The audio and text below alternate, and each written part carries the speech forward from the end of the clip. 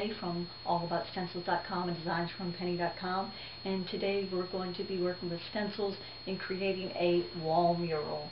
And actually I wanted to create this one because when I leave my bedroom in the morning, instead of seeing a blank wall, I want to see a garden. And that's what we're going to be creating. We're going to be creating a garden entrance. There are going to be stone walls on the outside with a fountain in the middle and garden rock pathway along the bottom. So that's what we're going to be doing today. Now let's talk a little bit about getting it started, because this is a big project and we need to do a lot of planning and a lot of preparation. The first thing I want to show you is the stencils I'm using come from this book. It's The Secret Garden, and the stencils are all here. Oh, let's see if I can show you. Stencils are all right here. And the beauty about this book and paper stencils is that you can resize them. And that's important because, as you'll see, the fountain and the garden walls and the stone pathway have to be very, very large. And of course it's all going to depend on the wall space that you choose. With a paper stencil you could resize it to however you need it, and I'll show you what I did with those. But anyway, let's go on to the next step that I did. I did some planning, and you'll find if you use that book, there are spots in there that have this black and white sketch of each item, and you could use that in your planning and design of what you're going to do. Because of course before you throw paint on the wall, you have to know where you want your objects to be. So that's what I did. I used those pieces and I drew a little sketch of them. You can see I want my garden walls either on either side, and I got them spaced kind of how I want them. This is where I want my fountain, kind of in the middle. It's a little further back, it's not right at the entrance. And then we have the garden path. And actually I took one and I put some color to it, so you could see sort of how it's going to come out. Alright, now the next thing is I went to the wall and I used my stencils to kind of sketch out where each item is going to be, because we're going to have to prepare the backdrop. So let me show you a little bit about that. Again, stencils are very large, and like I said, you can bring this to a print shop, or if you have access to a plotter, or however you can. We took the stencils from the 8.5 by 11 book and we made them this large. So what I did was I went to the wall and I put them against the wall. And also, being paper, they're flexible, so I'm working against a corner right here, and it can fold around the corner.